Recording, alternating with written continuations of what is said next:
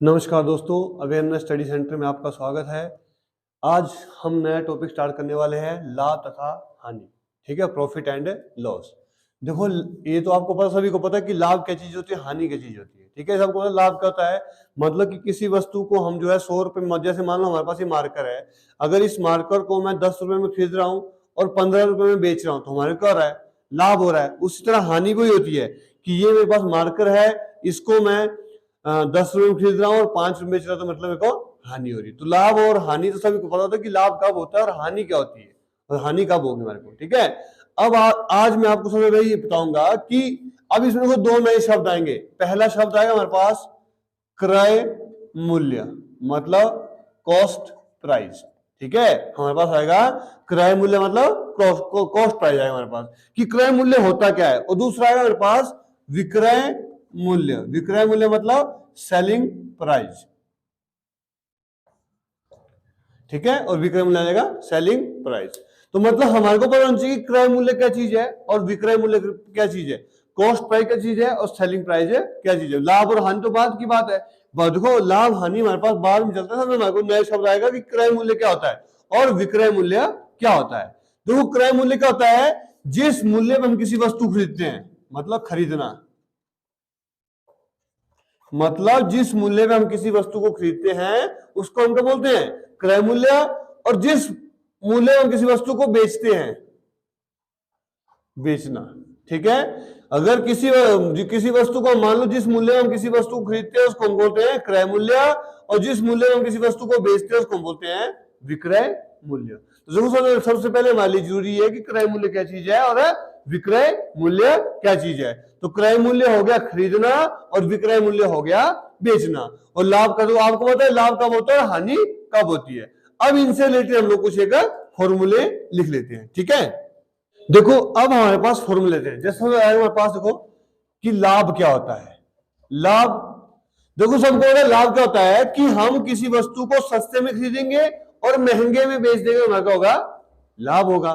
तो लाभ का फॉर्मूला होता है विक्रय मूल्य माइनस क्रय मूल्य, मतलब इंग्लिश में बोले तो selling price SP minus CP. ठीक है, तो लाभ का फॉर्मूला हो गया विक्रय मूल्य माइनस क्रय मूल्य। अब आगे होगा हमारे पास हानि का फॉर्मूला। हानि क्या होती है, मतलब लाभ हो गया प्रॉफिट और हानि हो गई लॉस। लॉस कब होगा, बोले हानि कब होगी, जब हम किसी वस्तु को महंगे में खरीदेंगे और सस्ते में बेच देंगे तो हमारी क्या होगी, हानि। तो हानि का फॉर्मूला हमारे पास क्या जाएगा, क्रय मूल्य माइनस विक्रय मूल्य, मतलब सीपी माइनस एसपी, मतलब cost price minus selling price. देखो ये तो मेरे पास सिंपल था कि लाभ का फॉर्मूला क्या है और हानि का फॉर्मूला क्या है।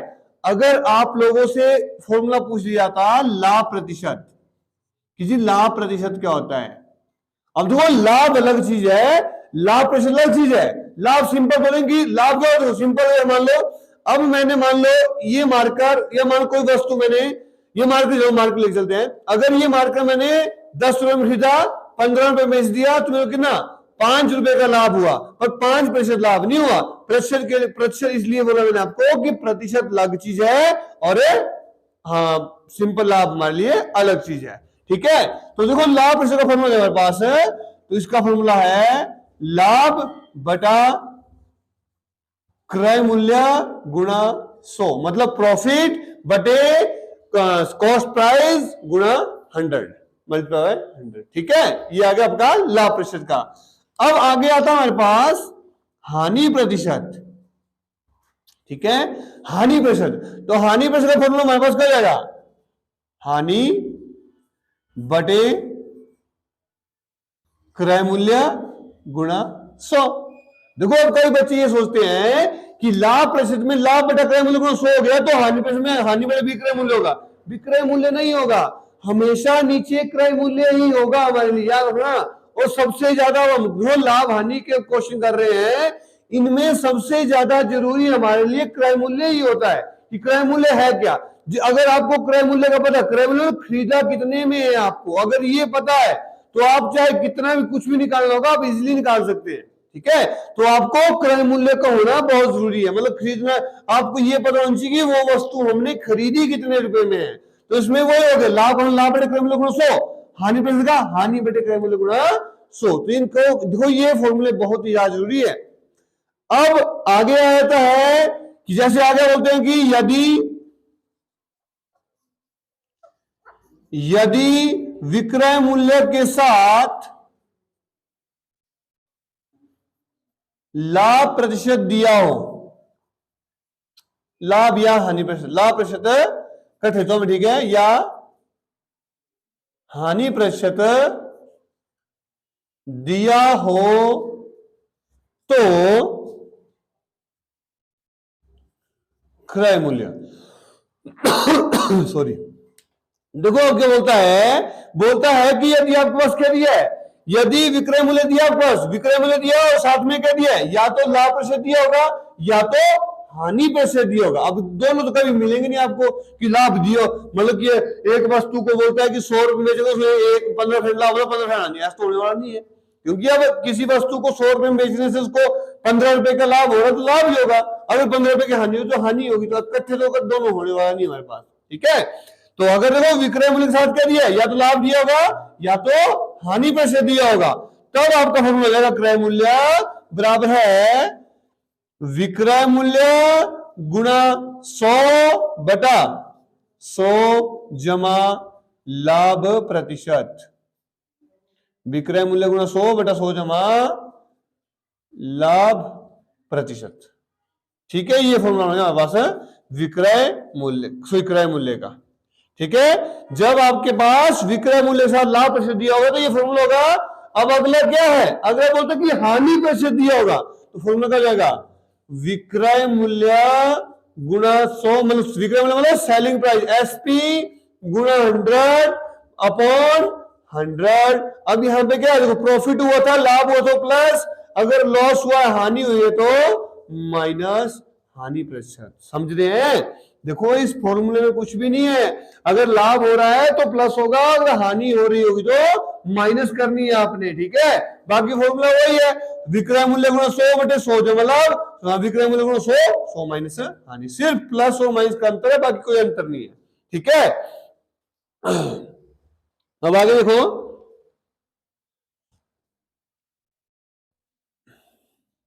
अब देखो ये तो मेरे पास क्या, ये विक्रय मूल्य का था। अब हम अब देखो अगर मान लो आप बोलते कि यदि क्रय मूल्य के साथ, यदि क्रय मूल्य के साथ लाभ प्रतिशत या हानि प्रतिशत दिया हो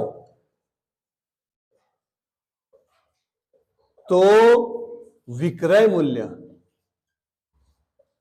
ठीक है। अब यहां पे क्या बोलता है, ये यहां पे ऐसा बोलता है कि यदि आपके पास क्या दिया है, क्रय मूल्य दिया है और उसके साथ आपको क्या, या तो लाभ प्रतिशत दिया होगा या तो हानि प्रतिशत दिया होगा, दोनों नहीं दिया होगा, एक चीज दी होगी आपके पास, ठीक है। मतलब कि अब हमने अब यहां पे क्या था, यहां पे विक्रय मूल्य दिया था और लाभ प्रतिशत हानि दी थी, यहां पे हमने क्रय मूल्य का, फॉर्मूला वही है, बात कुछ भी नहीं है। इस फॉर्मूले से ही यही फॉर्मूला निकला हमारे पास, तो विक्रय मूल्य का फॉर्मूला हमारे पास क्रय मूल्य 100 जमा लाभ प्रतिशत बटा 100, समझ रहे हैं। अगर क्रय मूल्य के साथ क्या दिया होगा, लाभ प्रतिशत दिया होगा, तो विक्रय मूल्य का फॉर्मूला हो जाएगा क्रय मूल्य 100 जमा लाभ प्रतिशत बटे 100। अगर हानि दी होगी तो फॉर्मूला हो जाएगा क्रय मूल्य 100 माइनस हानि प्रतिशत बटा 100, ठीक है। देखो सिंपल फॉर्मूला ये भी हमारे पास, ठीक है, सिंपल बताया हुआ सब कुछ की, मतलब कि क्रय मूल्य आपके पास दिया होगा, विक्रय मूल्य आपके पास दिया होगा, कुछ ना कुछ दिया होगा आपके पास, या क्रय मूल्य या विक्रय मूल्य होगा, पर उसके साथ में क्या, या तो लाभ प्रतिशत दिया होगा या तो हानि प्रतिशत दी होगी। तो सिंपल ये चार फॉर्मूले बहुत ही यूज होने वाले हैं, ठीक है। और इन फॉर्मूले से आगे और फॉर्मूले में हम बनाएंगे अभी, ठीक है, और फॉर्मूले लिखेंगे, पर सबसे पहले आप लोग इन फॉर्मूले को लिख लो। देखो ये एक फॉर्मूला ये हमारे पास कि यदि x वस्तु का क्रय मूल्य y वस्तु के विक्रय मूल्य के बराबर हो तो उसका लाभ अथवा हानि प्रतिशत ज्ञात कीजिए। अभी बोल क्या रहा है, अब ये क्वेश्चन ही आपको डायरेक्ट ऐसा आएगा, जैसे क्वेश्चन ऐसा आएगा कि यदि 10 वस्तु का क्रय मूल्य 15 वस्तु के विक्रय मूल्य के बराबर हो तो लाभ या हानि प्रतिशत ज्ञात कीजिए। सिंपल क्वेश्चन है ये, ठीक है। तो इसके लिए फॉर्मूला हमारे पास हो जाएगा x माइनस वाई बटा वाई गुणा 100, ये आपका फॉर्मूला हो जाएगा सिंपल, ठीक है। तो फॉर्मूला हो जाएगा x माइनस वाई बटा वाई गुणा 100, ये हमारे लिए फॉर्मूला होगा कब, कि यदि x वस्तु का क्रय मूल्य y वस्तु के विक्रय मूल्य के बराबर हो तब लगाना आपने। अब देखो इसमें ऑप्शन ये बच गया कि सर इसमें कि हमारे को पता कैसे लगेगा कि इसमें लाभ होगा या हानि होगा। जैसे बोलते हैं 10 वस्तु का मतलब 15 वस्तु के विक्रय मूल्य के बराबर है, तो हमारे को पता कैसे लगेगा कि इसमें लाभ हुआ या हानि हो रही है, ठीक है। तो इसको पता करने के लिए देखो, अगर आपका आंसर प्लस में आए तो इसका मतलब आपको लाभ प्रेषित होगा, अगर आपका आंसर माइनस में आए तो इसका मतलब आपको हानि प्रेषित हो रही है, ठीक है। दो आंसर देखो, एक आंसर आएगा आपका, अगर आपका आंसर प्लस में आए तो इसका मतलब आपको लाभ हो रहा है, अगर आपका आंसर माइनस में आए तो इसका मतलब आपको हानि हो रही है, ठीक है।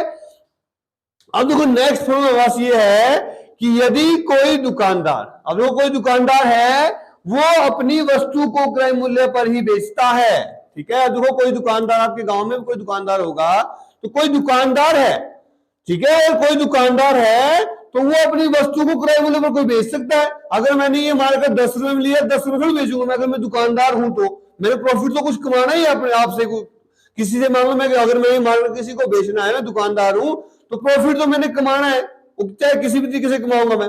अब इसमें वही बोल रहा है कि यदि बोलता कोई दुकानदार है वो अपनी वस्तु को क्या, जितने रुपए में उसने खरीदा उतने रुपए में बेच रहा है, मतलब क्रय मूल्य पर ही बेच देता है।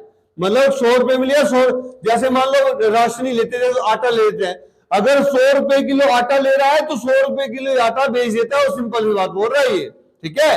पर बोलता परंतु मैंने बोला ना आपको कि वो कोई लाला है तो घाटा तो खाएगा नहीं, बोलता है कि परंतु त्रुटिपूर्ण बाट का प्रयोग करता है, ठीक है। यहां से बोलता है त्रुटिपूर्ण बाट का मतलब क्या है कि वो, अब जैसे वो बाट होते हैं, वो बारों की करेगा, अब 1 किलो तोड़ने के बजाय वो कर रहे उससे कम तोलेगा, ठीक है।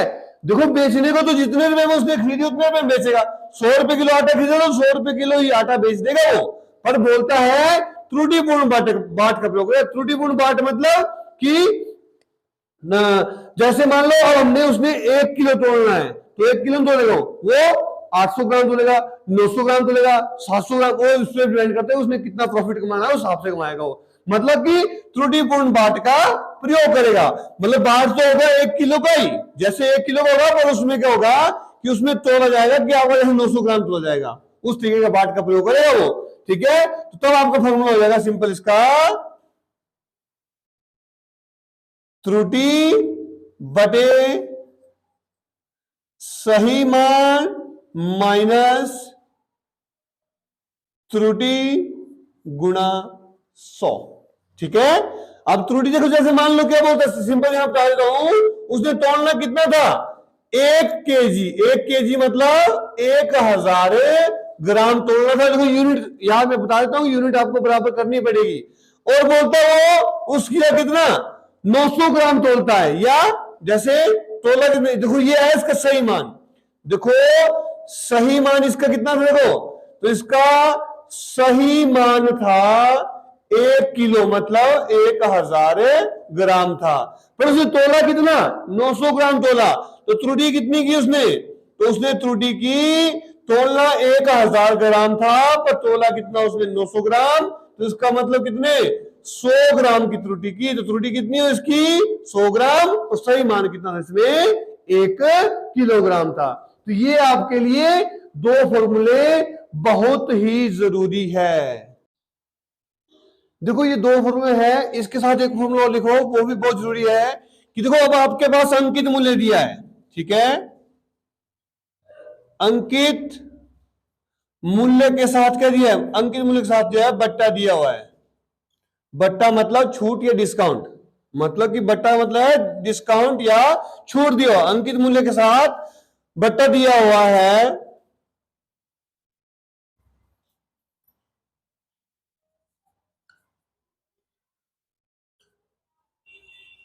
तो विक्रय मूल्य, ठीक है, क्या बोलता है ये? अब आपके पास क्या दिया है? अंकित मूल्य दिया है। अंकित मूल्य होता है तो ये होना चाहिए कि अंकित मूल्य होता क्या है। ठीक है, अब मान लो अंकित मूल्य मतलब एमआरपी। ठीक है, अंकित मूल्य होता है आपका एमआरपी। मतलब क्या, मान लो हमने कोई वस्तु खरीदनी है, बेचनी है, जैसे मान लो हम लोग हमने घड़ी खरीदनी है या बुक, मान लो बुक सबसे बेस्ट एग्जांपल हमारे लिए। अगर आपने कहीं से बुक खरीदनी है, बुक का प्रिंट रेट मतलब कि विक्रय मतलब अंकित मूल्य, आप ये मान लो कि अंकित मूल्य है प्रिंट रेट, मतलब कि उसमें प्रिंट रेट कितना है? प्रिंट रेट उसमें दिया है, मान लो 700 रुपए प्रिंट रेट दिया हुआ है। ठीक है, 700 रुपए प्रिंट रेट दिया है, 1000 रुपया, 500 रुपए कुछ भी प्रिंट रेट दिया हुआ है, वो आपका क्या हो गया? अंकित मूल्य हो गया। अब आप लोग कहीं बुक सेलर की दुकान में बुक लेने जाते हैं, आप बोलते हो सर बुक दिखाना। मान लो जैसे मैंने बुक ली हुई है, मैथ्स की बुक ले ली, कि बोलेंगे सर बुक मैथ्स की बोल दिया, हाँ जी कितने सर, इसमें 700 रुपए प्रिंट है, 700 रुपए दे दो जी। पर हम लोग करते हैं वहां पे बोलते हैं कि सर 700 रुपए बहुत ज्यादा महंगा है, ये हमारे को महंगा लग रहा है, इसमें हमारे को बट्टा दो, बट्टा मतलब छूट दो या डिस्काउंट दो, ऐसा बोलते हैं हम लोग। तो जो डिस्काउंट दिया उसको बोलते हैं छूट या बट्टा, कुछ बोलेंगे। तो जैसे मतलब 10% दे दिया तो हमारे लिए होगी छूट होगी। तो फिर हमने वो कितने रुपए में खरीदी, मतलब दुकानदार ने कितने रुपए में बेची, वो उसको विक्रय मूल्य निकाल देंगे हम लोग। ठीक है, तो विक्रय मूल्य का फॉर्मूला बोलेंगे हमारे पास, जब बट्टा दिया होगा तो अंकित मूल्य, अंकित मूल्य गुणा 100 माइनस बट्टा बटे 100। समझ रहे हैं क्या था? अंकित मूल्य गुणा 100 माइनस बट्टा बटे 100। अब यहां पे एक बट्टा दिया हुआ, फॉर एग्जांपल एक बट्टे तो सिंपल हो गया हमारे पास ये कि एक ही बट्टा दिया होगा, तो हमने ये फॉर्मूला लगा दिया। अगर फॉर एग्जांपल जैसे मान लो अब मैंने बोल दिया किसी दुकान में गया, सर 1000 रुपए की बुक ले ली मैंने बोली सर, बंदे ने बोल दिया मैंने 20% डिस्काउंट दे दिया। तो अब देखो मैंने 20% डिस्काउंट ले लिया, फिर हमने बोला सर मेरे को फिर मजा नहीं है, बहुत महंगी लगाई आपने। जैसे मान लो 1000 रुपए की बुक थी, अब उसमें उसने डिस्काउंट दे दिया, तो मान लो 800 रुपए में बुक मिल रही है हमारे को, हमने 800 उसमें तो ठीक है 20% डिस्काउंट देकर आपको 800 रुपए में दे दूंगा जी मैं 800। फिर हम बोले सर 800 रुपए बहुत ज्यादा महंगा है। ठीक है, 800 रुपए बहुत ज्यादा महंगा है। फिर हम वो बोले चले 10% डिस्काउंट और दे दिया, 800 में 10% और दे दिया उसने। तो वो बोल रहा है कि अगर एक बट्टा दिया तो सिंपल है अंकित मूल्य गुणा 100 माइनस बट्टा बटे 100। अगर मान लो दूसरा डिस्काउंट दे दिया तो फिर यहाँ पे बट्टा 1 हो जाएगा, और फिर यहाँ पे 100 माइनस बट्टा या छूट बट्टा 2 बटे 100। अगर तीसरा डिस्काउंट मांगता है 100 माइनस तीसरा बट्टा बटे 100, बस मतलब कि 100 से माइनस कर दो, अब जितने बड़े डिस्काउंट हो। पर फिलहाल हमने एक ही बट्टा रखना, याद दो दो की जरूरत नहीं है। ठीक है, जब हम फॉर्मूले क्वेश्चन करेंगे तब आप हम लोग कर लेंगे उसको, पर अभी आपने सिंपल याद रखना कि अगर अंकित मूल्य के साथ क्या बट्टा या डिस्काउंट या छूट दी होगी तो अंकित मूल्य गुणा 100 माइनस बट्टा बटे 100, ये फॉर्मूला आपने याद करना है। तो इन फॉर्मूलों को फटाफट आप लोग लिख लो। ठीक है दोस्तों, आज हम इस वीडियो में सिंपल जो हमारे पास लाभ और हानि से रिलेटेड फॉर्मूले थे वही हम करेंगे, बाकी इससे रिलेटेड जो क्वेश्चन होंगे उसको हम नेक्स्ट वीडियो में करेंगे। ठीक है, बाकी ऐसे तो हमने लगभग सारे फॉर्मूले इसी वीडियो में कंप्लीट कर लिए हैं। अगर मान लो कोई फॉर्मूला हमारे से छूट जाता है या छूट गया होगा तो उसको हम करेंगे, जब हम क्वेश्चन करेंगे तो वहां पे बता दूंगा, डायरेक्ट ही बता दूंगा। ठीक है, उससे आप लोगों को क्लियर भी हो जाएगा। कुछ ऐसा तो हमारा लगभग कंप्लीट हो चुका है।